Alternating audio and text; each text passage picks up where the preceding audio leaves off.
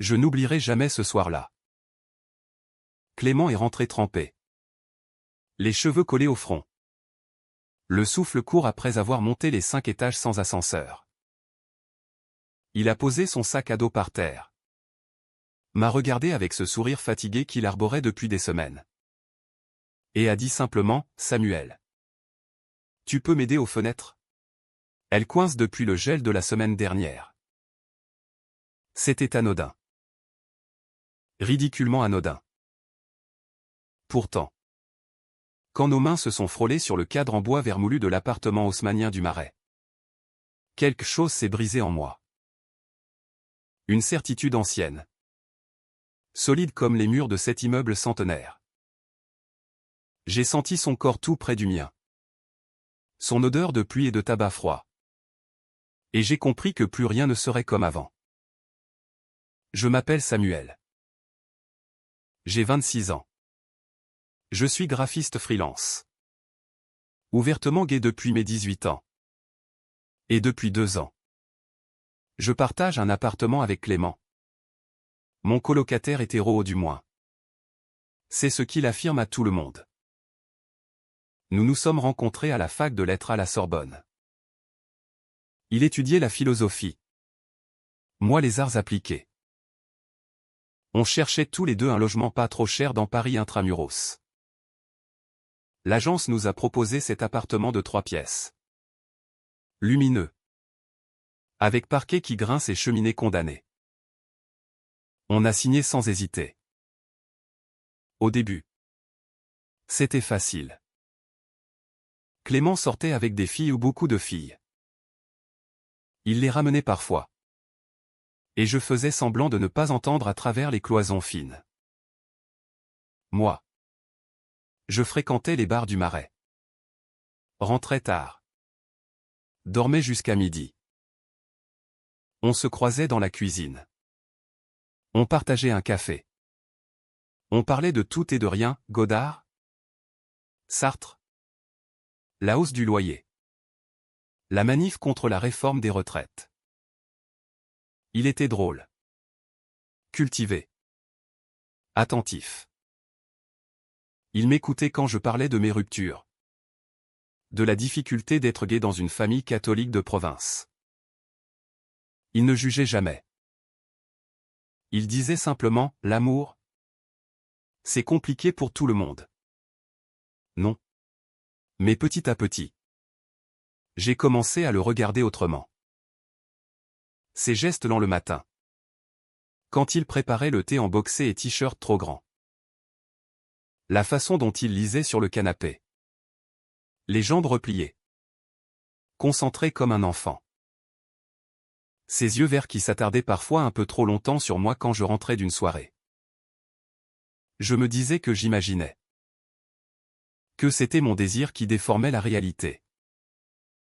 Clément était hétéro. Il le répétait assez souvent. Surtout quand ses potes venaient et que les blagues fusaient sur « le coloc PD », blagues que je prenais avec le sourire. Parce que c'était Paris. Parce que c'était 2024. Parce que j'avais appris à encaisser. Ce soir des fenêtres. Tout a basculé. On a forcé ensemble sur le cadre récalcitrant. Nos corps se sont pressés l'un contre l'autre dans l'effort. J'ai senti son cœur battre contre mon épaule. Quand la fenêtre a enfin cédé dans un craquement sec. On a ri nerveusement. Il s'est tourné vers moi. Essuyant ses mains sur son jean. Et a dit, merci. Samuel. Sans toi. J'y serais encore. Son regard était étrange. Plus profond. Plus long. J'ai balbutié un « de rien » et je suis allé m'enfermer dans ma chambre. Cette nuit-là. Je n'ai pas dormi. Je repensais à tous les moments où j'avais cru sentir quelque chose. Cette fois où il m'avait pris dans ses bras après ma rupture avec Antoine. Plus longtemps que nécessaire. Cette soirée où on avait trop bu et où il avait dormi sur le canapé contre moi. Sa tête sur mon épaule. Ses regards dans la cuisine quand je sortais de la douche en serviette. Était-ce possible? Ou était-ce encore mon imagination qui me jouait des tours? Le lendemain matin.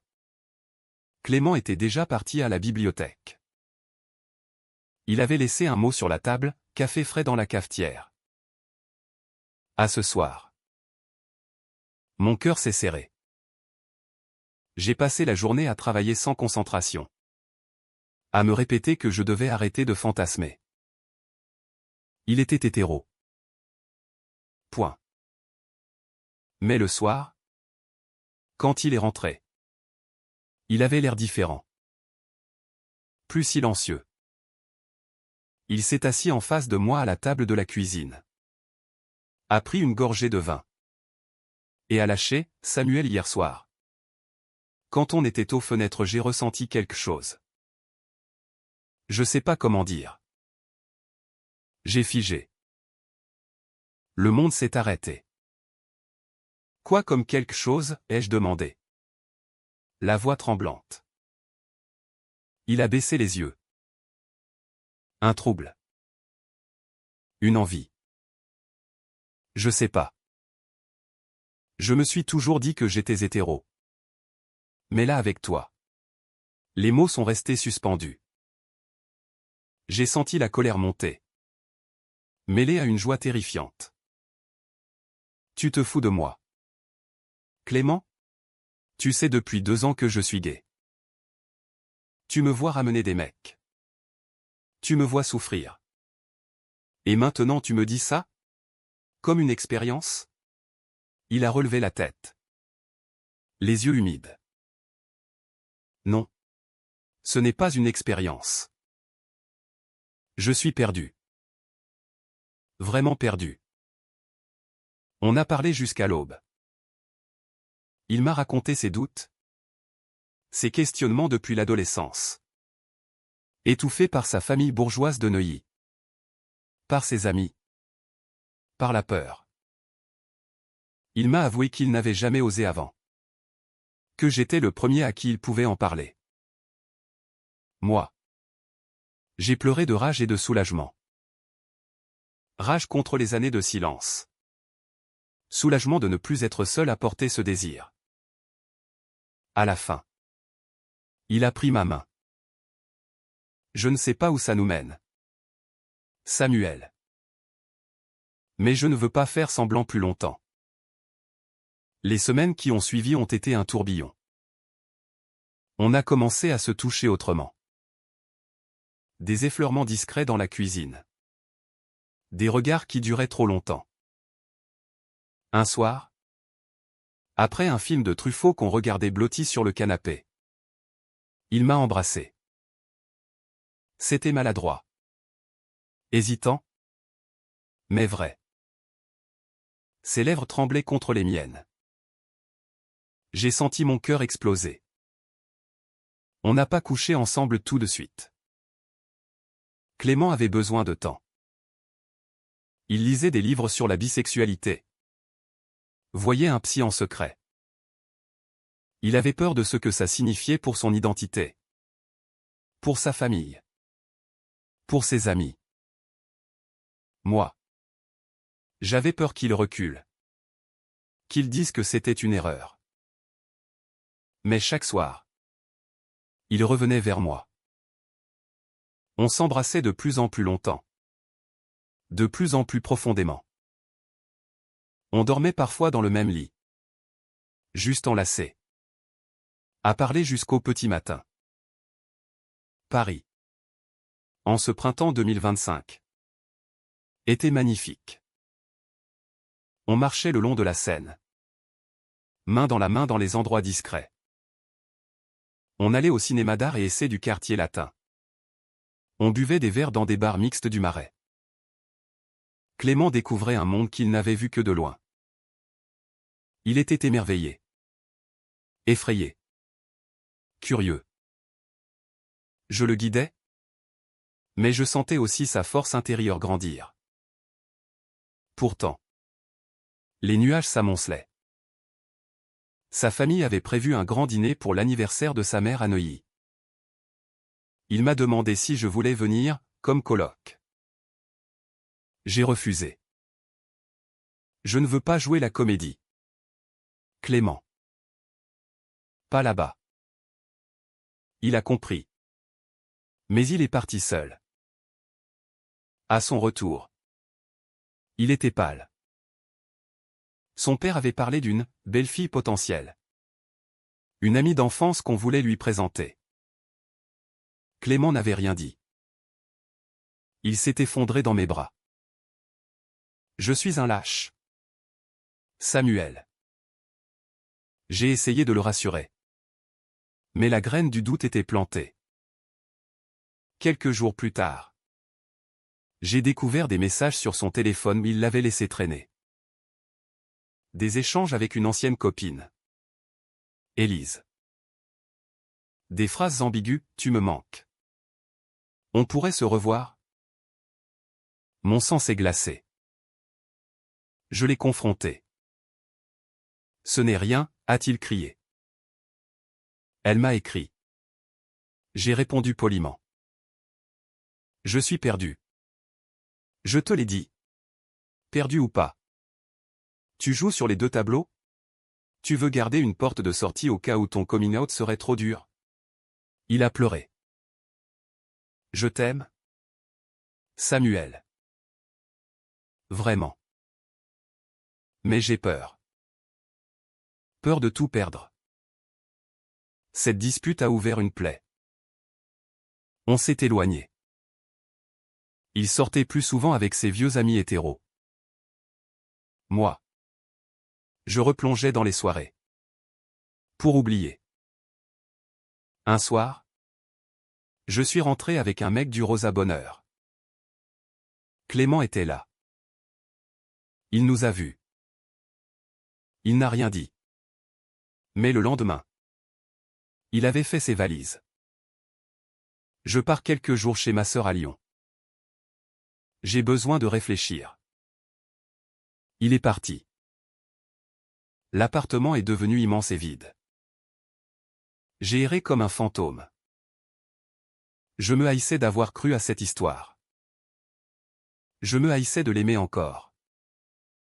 Clément est resté absent 3 semaines. 3 semaines de silence radio. J'ai alterné entre colère et désespoir. J'ai supprimé son numéro. Puis je l'ai réenregistré. J'ai écrit des messages que je n'ai jamais envoyés. Paris. Sans lui, avait perdu ses couleurs. Un soir, alors que je rentrais d'un vernissage, j'ai trouvé une lettre sous la porte. Son écriture.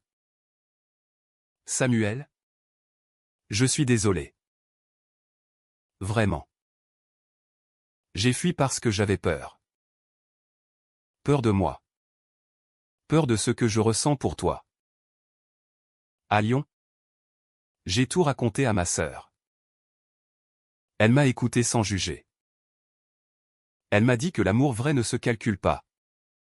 Qu'il se vit. J'ai revu Élise.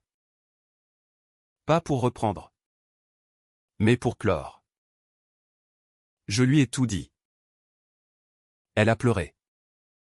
Mais elle a compris. Je sais que je t'ai fait souffrir. Je sais que je ne mérite peut-être pas une seconde chance. Mais je t'aime. Plus que tout. Et je suis prêt à l'assumer. Même si ça fait mal. Si tu veux encore de moi. Je suis là. Clément. J'ai pleuré comme un enfant. Le lendemain. Il était devant la porte. Valise à la main. Les yeux rougis.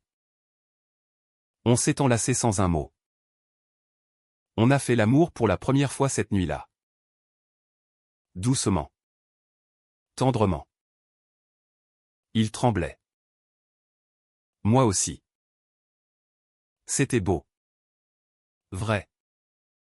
Profond. L'été est arrivé. On a décidé de tout dire à nos cercles proches. Mes amis l'ont accueilli à bras ouverts. Les siens moins. Certains ont coupé les ponts. Son père a prononcé des mots durs au téléphone. Tu détruis ta vie pour une passade. Clément a tenu bon. Il a répondu calmement, non. Papa. Je construis enfin ma vie. On a voyagé en Bretagne. Dans une petite maison louée près de la mer. On marchait des heures sur les plages. On parlait de l'avenir. Il voulait faire son coming out public sur les réseaux. Mais j'ai freiné. Pas besoin de le crier sur les toits. Vivons-le. C'est tout. Pourtant, un secret persistait. Clément n'avait pas tout dit à sa famille sur la profondeur de notre relation. Il disait, mon coloc, quand il parlait de moi au téléphone avec sa mère. Ça me blessait. Mais je comprenais la peur. L'automne est revenu. Avec ses pluies froides. Clément avait trouvé un poste de professeur de philosophie dans un lycée de banlieue. Il adorait ça. Moi. Mon activité freelance décollait. On était heureux. Vraiment. On parlait même d'acheter ensemble plus tard. Mais un soir, tout a basculé. J'ai reçu un message d'un numéro inconnu. Une photo. Clément, embrassant Élise. Daté de la semaine précédente. Mon monde s'est effondré. Je l'ai attendu. Quand il est rentré, je lui ai montré. Il a blêmi. Samuel, ce n'est pas ce que tu crois. Ah non? Tu embrasses ton ex et ce n'est pas ce que je crois. Il s'est assis. Tête entre les mains. Elle m'a appelé en pleurant. Son père est mourant. Elle avait besoin de réconfort. On s'est vu. Elle m'a embrassé. Je l'ai repoussé. Mais pendant une seconde, j'ai hésité. Parce que c'était plus facile. Plus normal. J'ai hurlé. Tu hésites encore? Après tout ce qu'on a vécu? Tu me fais miroiter une vie ensemble et tu hésites avec une fille parce que c'est plus facile? Il pleurait. Je suis terrifié. Samuel. Terrifié de ce que je suis en train de devenir. Ma famille me renie presque. Mes amis me regardent bizarrement. Et parfois je me demande si je ne me suis pas trompé. Ces mots m'ont transpercé. Trompé? Sur nous? Sur toi. Il a hoché la tête. Je ne sais plus qui je suis. J'ai fait ma valise cette nuit-là. Je suis parti chez un ami. On ne s'est plus parlé pendant un mois. Pendant ce mois, j'ai touché le fond. J'ai compris à quel point je l'aimais. Mais aussi à quel point je ne pouvais pas vivre dans l'ombre de ses doutes. Clément, de son côté, a sombré. Il a arrêté de manger. De dormir. Sa sœur m'a appelé. Il est détruit. Il t'aime, Samuel. Mais il a besoin d'aide. Noël approchait. J'étais seul dans un petit studio prêté par un ami à Montmartre. Un soir, on a sonné. C'était Clément. Amaigri. Les yeux cernés. Mais déterminé. Samuel, je peux entrer? On a parlé toute la nuit. Il m'a tout raconté. La thérapie intensive qu'il avait commencée. La lettre qu'il avait écrite à ses parents. Assumant pleinement son amour pour moi. Le poste qu'il avait refusé dans une école privée catholique pour ne pas se renier. Les amis qu'il avait perdus. Mais ceux qui étaient restés. J'ai compris quelque chose. Samuel. L'amour n'est pas une certitude. C'est un choix quotidien. Et moi, je te choisis. Tous les jours. Même quand c'est dur. Même quand j'ai peur. Je l'ai regardé longtemps. J'ai vu la vérité dans ses yeux. La souffrance. Mais aussi la force nouvelle. On s'est enlacé. On a pleuré. On a refait l'amour. Comme la première fois. Avec la même tendresse. Mais plus de profondeur. On a passé Noël ensemble. Juste tous les deux. Dans l'appartement du Marais. On a décoré un petit sapin. Cuisiné une dinde. Écouté du jazz. Le lendemain. Il a posté une photo de nous deux sur Instagram. Main dans la main devant la fenêtre qu'on avait réparée ensemble. Légende, l'amour véritable commence quand on arrête de fuir. Sa mère a appelé. Elle a pleuré. Mais elle a dit, reviens à la maison quand tu veux. Avec Samuel. Ce n'était pas une fin parfaite. Il y aurait encore des doutes. Des regards dans la rue. Des disputes. Mais c'était un début vrai. Aujourd'hui. 1 an plus tard. On vit toujours dans le même appartement. Les fenêtres ne coincent plus. Et quand Clément me demande parfois de l'aider pour quelque chose d'anodin, je souris. Parce que je sais que ce geste, un jour, a fissuré toutes nos certitudes et nous a permis de construire quelque chose de plus solide. L'amour, en fin de compte, n'efface pas les blessures. Il nous apprend à vivre avec. À les transformer en force. Et à Paris. Sous la pluie ou le soleil. On continue d'apprendre. Ensemble.